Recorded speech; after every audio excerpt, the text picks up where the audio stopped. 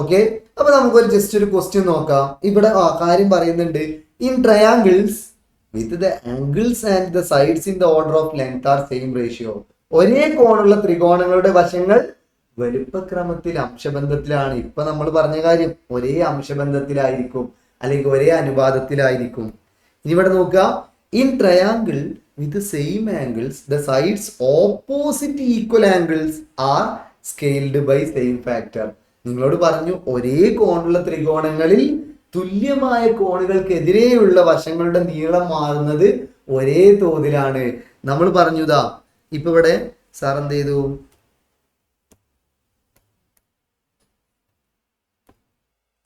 ഇവിടെ ഒരു ട്രയാങ്കിൾ വരച്ച്, ഈ ട്രയാങ്കിളിന്റെ ദാ ഈ ആംഗിളും ഈക്വൽ ആണ്, ഈ ആംഗിളും അതുപോലെ ഈ ആംഗിളും ഈക്വൽ ആണ് എന്ന് വിചാരിക്കുക. അപ്പൊ ഇവിടെ ഈ ആംഗിളിന്റെ ഓപ്പോസിറ്റ് 2 ആണ്, ഈ ആംഗിളിന്റെ ഓപ്പോസിറ്റ് ശ്രദ്ധിച്ചോ 6 ആയി. അതായത് 3 ടൈംസ് അല്ലെ. ഇവിടെ എന്താണ് ഇതിന്റെ റേഷ്യോ എടുത്ത് നോക്കുകയാണെങ്കിൽ ഇത് 2/3 ആണ്, സോറി 2/6 ആണ് അല്ലെ. റേഷ്യോ എടുത്ത് നോക്കുകയാണെങ്കിൽ ഇത് 2/6 എന്ന് പറഞ്ഞാൽ 1/3. 1/3 എന്ന് പറഞ്ഞാൽ 3 ടൈംസ് ആയി എന്നാണ് അതിന്റെ അർത്ഥം.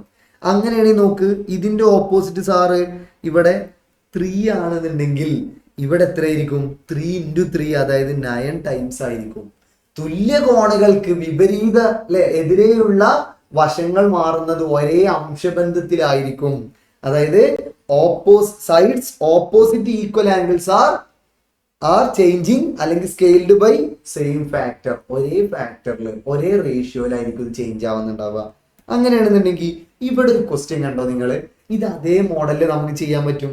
ഈ ത്രികോണത്തിന്റെ വശങ്ങളെല്ലാം 3/4 ഭാഗമാക്കി ചെറിയ ത്രികോണം വരക്കണം. അപ്പൊ ഇതിന്റെ ഈ 3/4 എന്ന് പറഞ്ഞ് ഇതാണ് ഇവിടുത്തെ എന്ത് റേഷ്യോ എന്ന് പറയുന്നത്. ഇതാണ് ഇവിടുത്തെ എന്ത് റേഷ്യോ. ഇതെങ്ങനെ നമ്മൾ കണ്ടുപിടിക്കാം?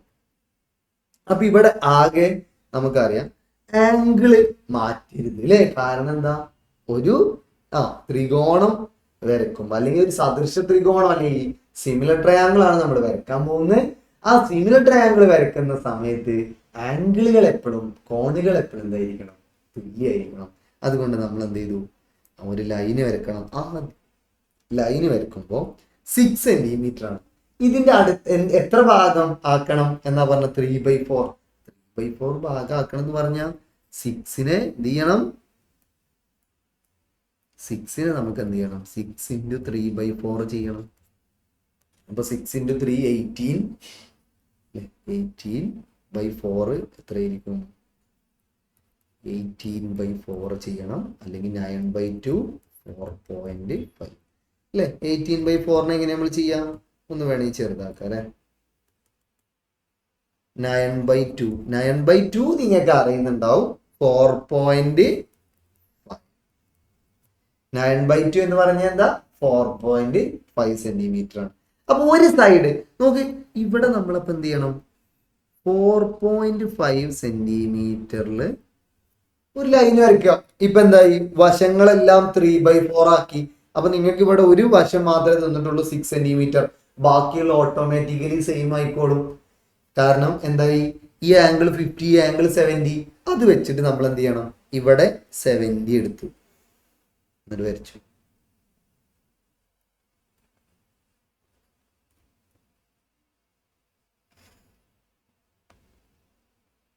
ഓക്കെ, അപ്പൊ ഇവിടെ 70, ഇനി ഇവിടെ 60 എടുത്തു, വരച്ചു.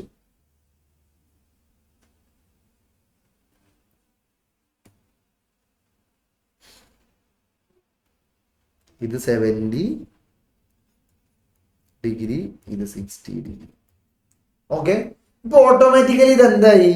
ഈ 2 ട്രയാങ്കിളും സെയിം ആയിട്ട് മാറിയിട്ടുണ്ടാവും. ബാക്കി നമുക്ക് ആവശ്യമില്ലാത്തൊക്കെ എന്ത് ചെയ്യാം? കട്ട് ചെയ്ത് കൊടുത്തു.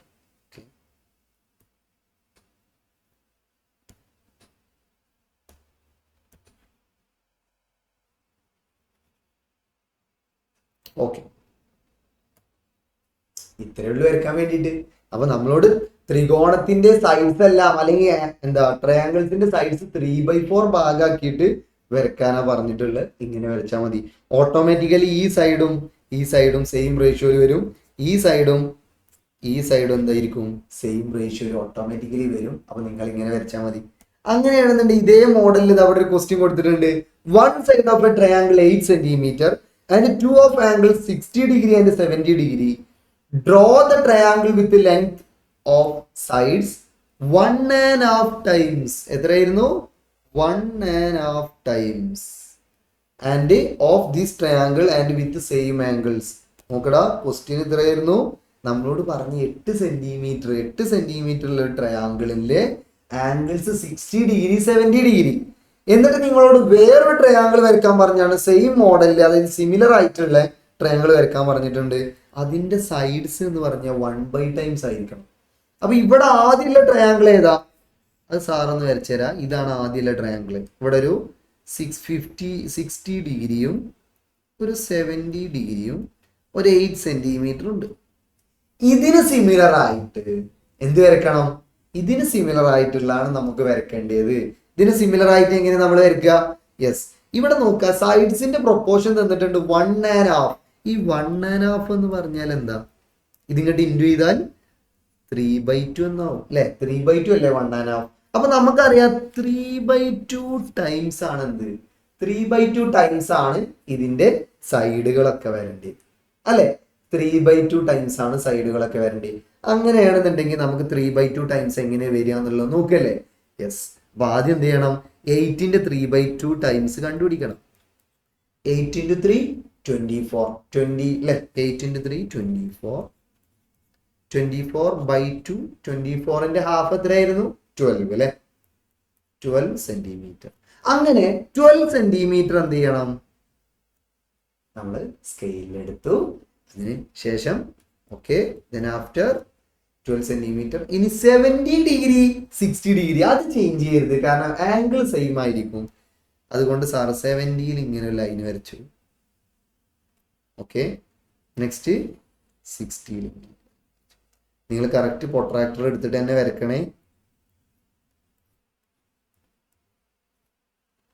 ഇപ്പൊ കറക്റ്റ് ആയിട്ട് എന്ത് ചെയ്തിട്ടുണ്ടാവും? വേണേ ഒരു പേര് കൊടുക്കുക, ABC ആൻഡ് PQR. ഈ ABCയും PQR എന്തായിരിക്കും? സദൃശായിരിക്കും, സിമിലർ ആയിരിക്കും. ഓട്ടോമാറ്റിക്കലി ഈ ഇതിന്റെ എല്ലാ സൈഡുകളും റേഷ്യോ എന്തായിരിക്കും? 3/2 അല്ലെങ്കിൽ 3/2 ടൈംസ് ആയിരിക്കും ഇതിന്റെ.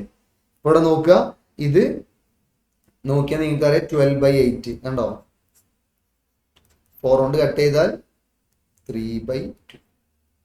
എല്ലാത്തിന്റെ റേഷ്യോ അല്ലെങ്കിൽ എല്ലാത്തിന്റെ അംശബന്ധം എന്തായിരിക്കും? 3/2 ആയിരിക്കും. സെറ്റ് ആണല്ലോ? അപ്പൊ ഇവിടെ നോക്കുക, ഇവിടെ ഒരു ക്വസ്റ്റ്യൻ കൊടുത്തിട്ടുണ്ട് അല്ലെ? ഇതെങ്ങനെ നമ്മൾ ചെയ്യുന്നുണ്ടാവുക? നമ്മൾ പഠിച്ചിട്ടുണ്ട് ABC PQR ഈ രണ്ട് ട്രയാങ്കിൾസിലും angle P equal to angle C കാണുന്നുണ്ടോ? Yes, angle P equal to angle C. Next angle Q equal to angle A, angle R equal to angle B. ഇതൊക്കെ നമുക്ക് എന്ത് ചെയ്യാൻ പറ്റുന്നുണ്ട്? കാണാൻ പറ്റുന്നുണ്ട് അല്ലെ? ഇതൊക്കെ നമുക്ക് കാണാൻ പറ്റുന്നുണ്ട്. അങ്ങനെയാണെന്നുണ്ടെങ്കിൽ ശ്രദ്ധിച്ചു, angle P equal to angle C, angle Q equal to angle A, angle R equal to angle B, angle P equal to angle C. എവിടെ ആംഗിൾ C? ഇതാണ് ആംഗിൾ C. ഇനിയോ angle Q equal to angle A, angle R equal to angle B. അപ്പൊ ഇതാ angle Q equal to angle A, ഇതാണ് angle Q, ഇതാണ് angle A. ഇത് രണ്ടും സെയിമാ. ഇനിയോ angle R equal to angle B, angle R equal to, ഇതാണ് ഇവിടെ ഞാൻ 3 ലൈൻസ് ഇടുന്നുണ്ട്. അങ്ങനെ നോക്ക്, ഈ രണ്ട് ട്രയാങ്കിൾസിൽ 3 ആംഗിൾസ് മറ്റേ ട്രയാങ്കിൾസിൽ 3 ആംഗിൾസിന് സെയിം അല്ലേ? അതായത് ABCയും PQRും സിമിലർ അല്ലേ? സദൃശല്ലേ? അതുകൊണ്ട് തന്നെ ഇതിന്റെ ഈക്വൽ ആംഗിൾസിന്റെ ഓപ്പോസിറ്റ് സൈഡ്സ് എന്തായിരിക്കും? സെയിം പ്രൊപ്പോർഷൻ ആയിരിക്കും. നിങ്ങൾ നോക്ക്, ആംഗിൾ P തന്നെ നമ്മൾ ആദ്യം നോക്കാം. ആംഗിൾ Pന്റെ ഓപ്പോസിറ്റും ആംഗിൾ Pന്റെ ഓപ്പോസിറ്റ് ആരാ? അപ്പൊ ഇത് സെയിം റേഷ്യോയിലായിരിക്കും എന്നാ പറഞ്ഞിട്ടുള്ളത്. ആദ്യം നോക്കി, ആംഗിൾ ആറിന്റെ ഓപ്പോസിറ്റ് ഇവിടെ കൊടുത്തിട്ടുണ്ട്. എത്ര? 3.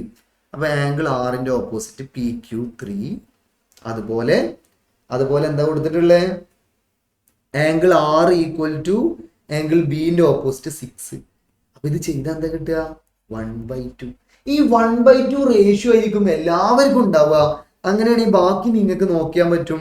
എന്താണ് ആംഗിൾ പിന്റെ ഓപ്പോസിറ്റ് എന്താ നമുക്കറിയില്ല, പക്ഷെ ആംഗിൾ സിന്റെ ഓപ്പോസിറ്റ് 8 ആണ്. അപ്പോൾ നമുക്ക് ആംഗിൾ പിന്റെ ഓപ്പോസിറ്റ് RQ ആണ്. ആംഗിൾ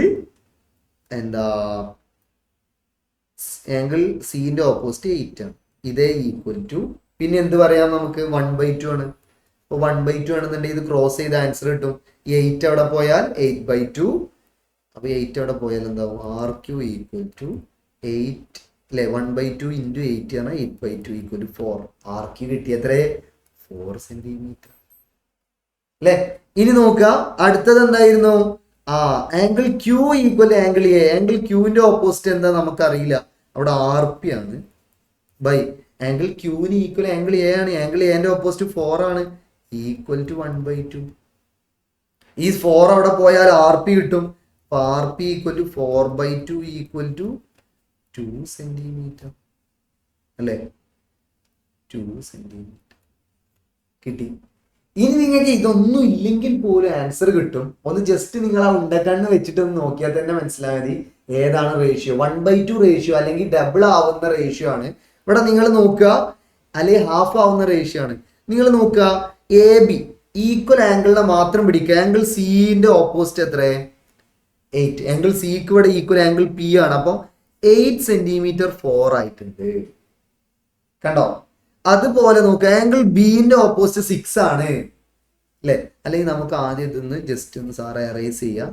അല്ല നമ്മളിപ്പോ കണ്ടുപിടിച്ചതൊക്കെ ഒന്ന് എറേസ് ചെയ്യാം. ഓക്കെ സാർ എറേസ് ചെയ്യാം. ഇനി നോക്കുക ഇവിടെ ആകെ തന്നിട്ടുള്ള ഏതാണെന്നുള്ളത് നോക്കുക. തന്നിട്ടുള്ളത് ആംഗിൾ ആറിന്റെ ഓപ്പോസിറ്റ് മാത്രം. അപ്പൊ ആംഗിൾ ആറും ആംഗിൾ ബി ആണ് ടീം ഈക്വൽ. അപ്പൊ ആംഗിൾ ആറിന്റെ ഓപ്പോസിറ്റ് 3 ആണ്. ആംഗിൾ ബിന്റെ ഓപ്പോസിറ്റ് എത്ര? 6 ആണ്. നമുക്ക് 6 3 ആയി. 6 3 ആയി. റേഷ്യോ എന്താ? 1/2 അല്ലെ ഹാഫ് ആയി. 6ന്റെ പകുതിയാണ് 3. അങ്ങനെയാണ് ആംഗിൾ ആറിന്റെ ശ്രദ്ധിച്ചോ. ആംഗിൾ ആറിന്റെ ഇവിടെ കിട്ടിയിട്ടുണ്ട്. ഇനി ആംഗിൾ പി നോക്കാം നമുക്ക്. ആംഗിൾ പിയും ആംഗിൾ സിയും ആണ്. അപ്പൊ ആംഗിൾ സിന്റെ ഓപ്പോസിറ്റ് 8 ആണെങ്കിൽ ആംഗിൾ പി എന്ന് പറഞ്ഞാൽ അതിന്റെ പകുതി എത്ര? 4 സെന്റിമീറ്റർ. ഇനി നോക്കുക ആംഗിൾ ബി കിട്ടി. ആംഗിൾ എന്റെ ഓപ്പോസിറ്റ് 4 ആണ്. അങ്ങനെയാണെങ്കിൽ ആംഗിൾ ക്യൂവിന്റെ ഓപ്പോസിറ്റ് അതിന്റെ ഹാഫ് 2 സെന്റിമീറ്റർ. ഇങ്ങനെ നമുക്ക് എന്ത് ചെയ്യാം നോക്കാം. അപ്പൊ നിങ്ങൾക്ക് ശ്രദ്ധിക്കേണ്ട ഒറ്റ കാര്യം ഈക്വൽ ആംഗിൾസിന്റെ ഓപ്പോസിറ്റ് സൈഡ് ആണോ എന്ന് മാത്രം നോക്കിയാൽ മതി. അതായത് ഒരേ കോണിന്റെ എതിർവശങ്ങളാണോ എന്ന് നോക്കിയാൽ മതി. ഓക്കെ ആണല്ലോ? സിമ്പിൾ ആണല്ലോ? യെസ്.